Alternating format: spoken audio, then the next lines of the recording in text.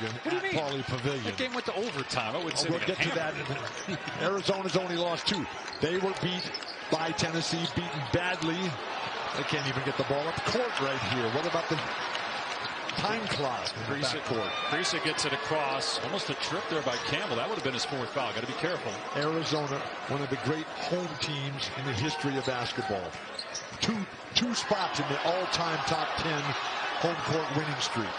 Dominated by Kentucky still at 129. Shot clock at 3. Here's Mathurin. 4-3. Benedict Mathurin. Shooter. He's the guy, and they try to get him one.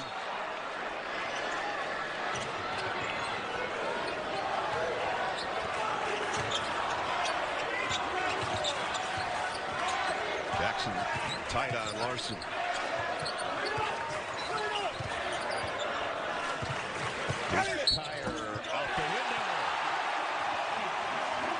Third year playing organized basketball, and he's out there getting minutes, hitting a 3, knocking in free throws against the 4th-ranked team in America. He's one of the best leapers I've seen at any level. He can flat out get off the floor.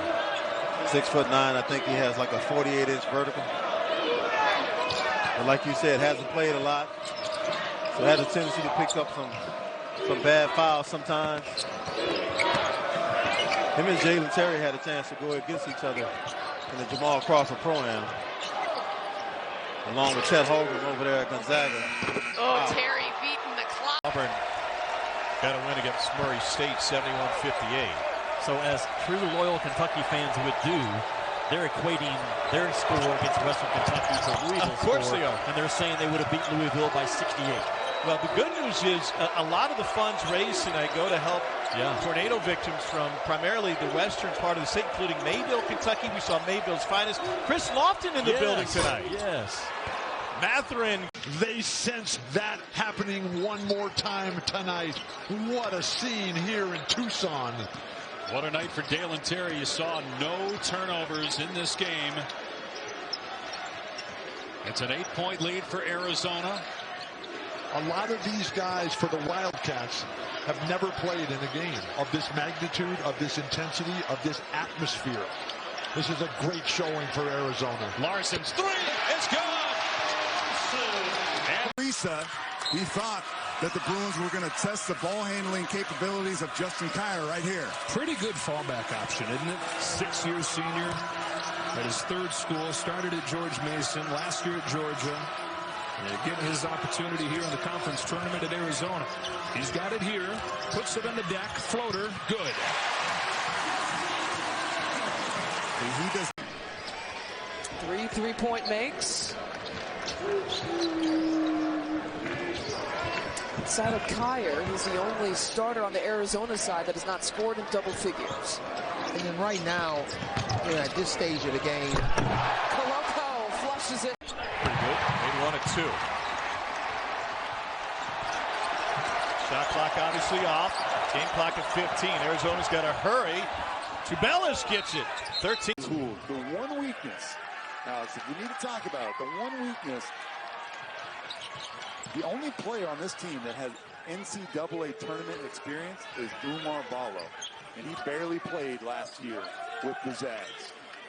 For the experience factor, this is a young team. It's the only hesitation I have. When we talked to him earlier today, he said, I really feel like this is my first season, and I feel a lot of pressure this year. And he couldn't tell us where that was coming from. I'm assuming from within. He's putting a lot of pressure on himself. And this Wichita State team destined for big things. Ben Mathurin. 4, under 10 minutes to play here in this first half.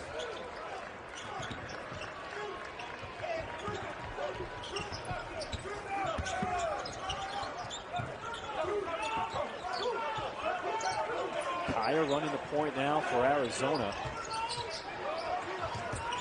That zone is getting extended high. But Tubelis finding the... They've got a lot to work on here. There's some real pieces with it. They've got to find some offensive rhythm.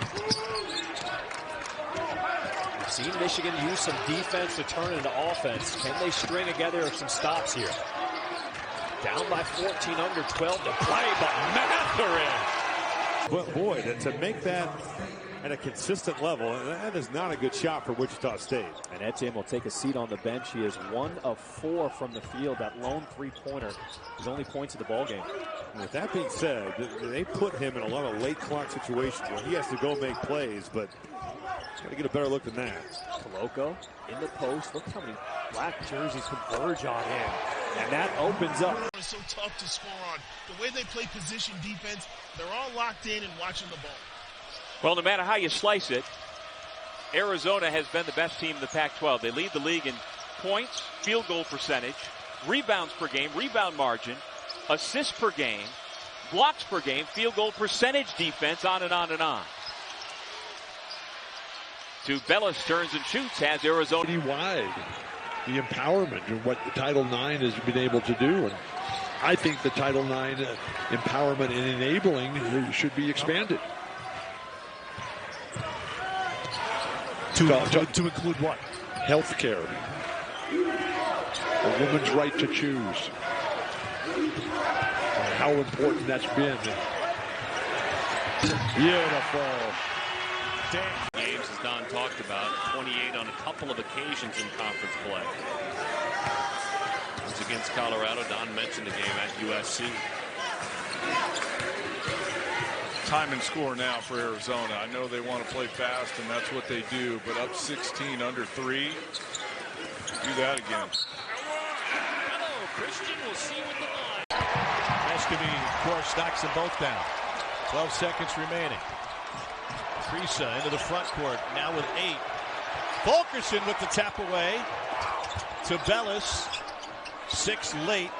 With 21, and Colorado has to hope, Bartholomew, that the way they finished the year, the team they are now is looked at not the team they were in November, December, and that hope would then give them a chance to keep playing and give Evan Batty, finishing his 136th game tonight for Colorado, a chance to play more. Look at this crowd. Look at this arena. Look at this scene. Congratulations to the Arizona Wildcats. What a team. And the valiant effort by these Buffaloes. Over the top again, Christian Koloko. UCLA to the Final Four. That was my favorite. Wayne Tinkle and the Beavers. Love the job he's been doing up there in Corvallis. Backdoor Justin Kier to land. And that's the type of play you set up all. You know, when I was with the Zags, I actually had so much ownership of the offense and of the team. It actually hasn't felt much different. It's been a smooth transition. And that's a credit to Mark Few. There's a lot of head coaches in college basketball that dominate everything. And for Mark Few to just lay this out for him, this is really poor. You know, Terrell Brown, 24 points in the first half, only 2 here in the second half. Arizona's done a fantastic job of shutting down the leading scorer in the Pac-12 conference here in the second half. Brown hit some really tough shots early in the lane, and the defense has smothered him since. Oh, nice, beautiful dive down low to come. Take on the Cowboys Big Monday, presented by LinkedIn. Where Louisville had lost 8 in a row. That was their first win since Chris Mack left. And North Carolina got a huge win at Virginia Tech today. That was gigantic. Tubelis lays it in. And they put up 106 points. That was a bad scheduling decision by Alabama. Here's why I say that. You need a 3 or 4 day prep for Davidson. Yeah. And you flip the schedule like that because of a COVID issue and you bring in Davidson, you're asking for what you got. They were supposed to play Colorado State, one of the 6 remaining unbeatens. He's really good. A nice move. Tommy to catch fire and get back in it. 2 on Kamwa. Arizona's 2 bigs have 2 apiece. Mathurin's still on the floor. He's being guarded by Fulkerson. Interesting matchup. Mathurin thought so too. Trying to take a baseline. One more. Kier baseline. Mathurin takes it himself with great length at 6'6", gets it up. When Coach Wooden spoke to the team up there, and Steve Smiley was there, Steve Smiley took Coach Wooden up on that offer, and he wrote him a letter, and Coach Wooden responded 3 different times to 3 different letters, and Coach Smiley has those framed on his wall. And by the way, perfect penmanship by John Wooden. Well,